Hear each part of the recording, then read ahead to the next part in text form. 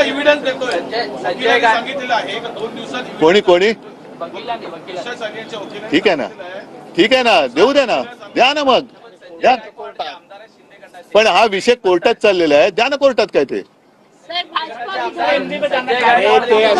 ठीक आहे. संजय गावडचा उद्या कुठल्या पक्षनेत्यांना विचारता प्रश्न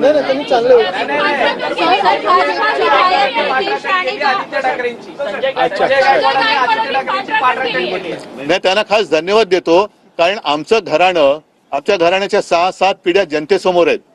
त्याच्यामुळे या विषयात काही तथ्य नाहीये.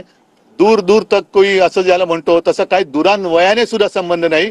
पण जर का राजकारण ह्या वाईट बाजूला न्यायचं असेल तर मग मात्र सगळ्यांचीच पंचायत होईल.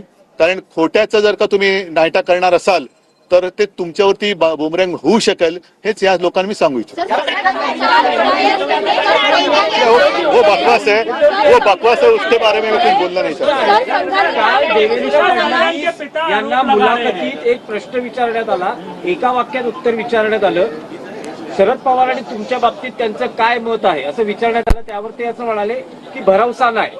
ते गाणं होतं ना, कुठलं गाणं होतं ते? माझ्यावर भरोसा नाही काय? जरा जोरात बोला ना, माझ्यापेक्षा तुला माझ्यावर भरोसा नाही का असं गाणं होतं ते?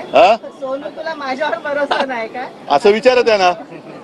म्हणून नाही, ते गाणं जे होतं, मला वाटतं त्या गायिकेचा सत्कार सुद्धा तेव्हा देवेंद्र मुख्यमंत्री होते आणि वर्षावरती केला होता. सोनू, मग तुझा माझ्यावर भरोसा नाही काय म्हणून तुम्ही हा दुसरा घरोबा केलाय काय?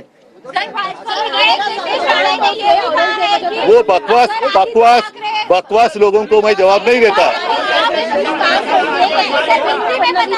कान टोचले की नेत्यांनी असं प्रक्षोभक भाषण करून असं देवेंद्र फडणवीसांनी देखील कान टोचले. मी त्याचंही स्वागत करतो त्यांच्या वक्तव्याचं. जर देवेंद्रजी असं म्हणाले असतील की नेत्यांनी भडकाऊ भाषण करू नये तर त्यांच्याकडे जे आगलावे लोक घेतलेत त्यांनी, दुर्दैवाने काय होतंय की विरोधी पक्ष संपवला, ज्या विषाचा त्यांनी उपयोग करायचा प्रयत्न केला तेच विष आता भाजपला मारतंय.